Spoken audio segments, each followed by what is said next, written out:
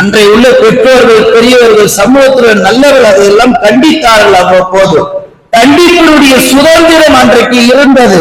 பொது வெளியிலே யாரோட்டு புலன் கூட பார்க்க மாட்டாங்க. அவன் பண்ணது தப்பு, அதனால நான் அவனை அடிச்சேன். அவன் பண்ணது ரொம்ப மோசமான ஒரு செயல், அதனால நான் அவனை கண்டிச்சேன் என்ற ஒரு துணிச்சலான ஒரு கண்டிப்பு அன்றைக்கு இருந்தது. இன்றைக்கு நவம்பர் 14 இன்னைக்கு நாம கொண்டாடிட்டு தான் இருக்கிறோம். ஆனா நமக்கு மத்தியில சிறுவர்கள், சிறார்கள் ஒரு சின்ன தவறு செய்யறாங்க. மார்க்கத்திற்கு எதிரான செயல். நாம பெரிய தாயியா இருக்கிறோம், பெரிய அவுலியாவா ஆலிமாவா இருக்கிறோம். அவனை கூப்பிட்டு நம்மளால 2 வார்த்தை தப்புன்னு சொல்ல முடியல. நாம அப்படி சொல்றதுக்கு முன்னாடி நமக்குள்ளே சிந்தனை, எங்க நமக்கு மரியாதை கொடுக்காம போயிடுவானோ, எங்க நம்மள மதிக்காம போயிடுவானோ, நாம சொல்லி எங்க இன்னும் கேட்காம போயிடுவானோ, நமக்கு எதுக்கு வந்து இருக்கிற மரியாதையை காப்பாத்திக்குவோம் அப்படின்னு சொல்லி இன்றைய சமூகத்தில் நல்லவர்கள், கெட்டவர்கள் கிடையாது, நல்லவர்கள் என்ன செய்கிறார்கள்? சிறுவர்களை கண்டிப்பதற்கு ஒரு நொடி யோசிக்கிறார்கள். அப்படி யோசிப்பதினால் தான் இன்றைய சிறார்கள் வருங்காலத்தில் பொறுக்கிகளாக, ரவுடிகளாக, காவல் நிலையங்களிலே புகாருக்கு பின்னால் கம்பிகளை எண்ணிக்கொண்டிருக்கிறார்கள். ஒரு திருட்டுல பாத்தீங்கன்னா 30-40 வருஷத்துக்கு முன்னாடி நம்ம ஜனமே இருக்கார்.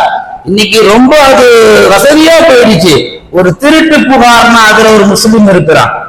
ஒரு வன்கொடுமை பாலியல் தொழில்னா அதுல ஒரு முஸ்லிம் இருக்கிறான். ஒரு போதை ஒரு கடத்தல்னா அதுல ஒரு முஸ்லிம் இருக்கிறான். இப்படி சமூகத்தில முஸ்லிம்களுடைய பெயர் வருவதற்கு காரணம் என்ன? அப்புறம் என்ன நவம்பர் 14 நீங்க தூக்கி சிறப்பா கொண்டாடுறீங்க? எந்த நாளில் பிள்ளைகளுக்கு நல்வொழுக்கத்தை நீங்கள் தர வேண்டுமோ அந்த நாளை தர தவறியதால் அந்த சிறார்கள் வளர்ந்து வருகின்ற பொழுது அவர்கள் வழி தவறி போகிறார்கள். வளர்ந்த மரத்தை வெட்டுவது என்பது ரொம்ப கடினமான ஒரு செயல். வளர்ந்து விட்டது, அவன் இன்னைக்கு வளர்ந்து சமூகத்துல தீயவனா காட்சி அளிக்கிறான். அவன் கிட்ட போய் பேசவே பயப்படுறோம். இன்னைக்கு நாம எல்லாம் 24 நேரம் மது குடித்துக் கொண்டிருக்கிறான். அவன் கிட்ட போய் அல்லாஹ்வை பயப்படும் சொல்வதற்கு ஒரு முஸ்லிமுக்கு தைரியம் கிடையாது, பேசக்கூடிய நான் உட்பட. 24 மணி நேரமும் எப்போதும் கஞ்சாவிலே இருக்கிறான். அவன் அருகாமையில் போய் நீ ஒரு முஸ்லீம் தானே, ஏன் இந்த தவறை செய்கிறாய் என்று ஒரு ஜமாத்தாக கூட போய் அவன் வீட்டு வாசல் மேல் அவனால் நம்மால் கண்டிக்க முடியவில்லை. காரணம், இரவோடு இரவாக எங்க வீட்டு கண்ணாடியை உடைத்து விடுவானோ, எங்க வாகனத்தில் டயரை காத்து திரட்டி விட்டுருவானோ, எங்க நாம போகும்போது டயரை வண்டியை விட்டு மேல ஏற்றிடுவான் என்ற ஒரு அபாயம் எல்லாம் இன்றைக்கு நம் சமூகத்துல உருவாயிடுச்சு. இதெல்லாம் தடுப்பதற்கான சிறந்த நாள் நவம்பர் 14. எட்டு போறவன் போயிட்டு போறான். இனி யாரும் கெடாமல் இருக்க வேண்டும் என்று சொன்னால், இனி இருக்கும் சிறார்கள் வருங்காலத்திலே சீதவிகளாக வர வேண்டும் என்று சொன்னால், அவர்களுக்கான நாளில் நாம் அவர்களுக்கு தர வேண்டிய உபதேசத்தை மிகச் சரியானதான முறையில் நாம் தந்தால் மட்டும்தான் அவர்கள் இந்த சமூகத்திலே நல்லவர்களாக பிரதிபலிப்பார்கள். இல்லாவிட்டால் நம் வீட்டுக்குள்ளே நமக்கு பெரிய தொல்லைகளாக மாறிவிடும். அன்பார்ந்தவர்களே, அன்றைக்கு நிறைய பேர் சிறுவர்களை திருத்தக்கூடியவர்கள் யாருக்கும் பயந்ததில்லை.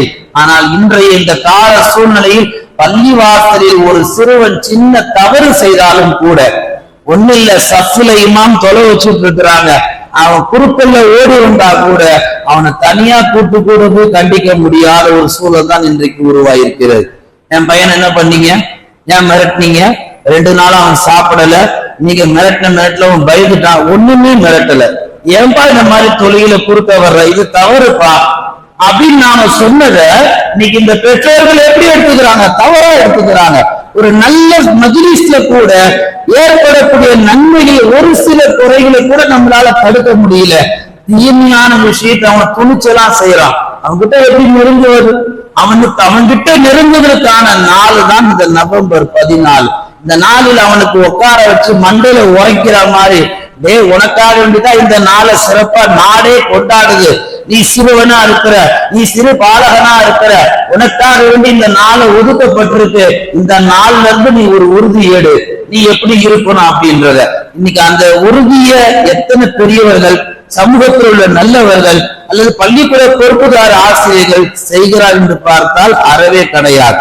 அன்பார்ந்த அல்லாஹ் நல்லடியார்களே, நவம்பர் 14 இன்றைக்கு முடிந்து விட்டது என்று இதோடு விடக்கூடாது. இன்றைய தினத்திலிருந்து அந்த பிள்ளைகளுக்கு நல்ல ஒழுக்கத்தை தருவதற்கு பெற்றோர்கள் முன் வரணும், ஆசிரியர்கள் முன் வரணும், சமூகத்துல நல்லவர்கள் முன் வரணும்.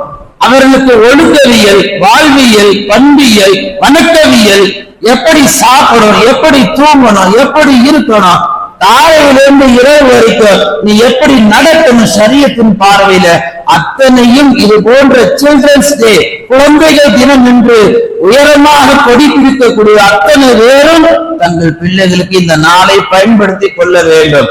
இந்த நாள்ல என்ன கொள்கை நீங்க சொல்லுவீங்க? நவம்பர் 14 என்ன சாதிச்சுட்டாங்க?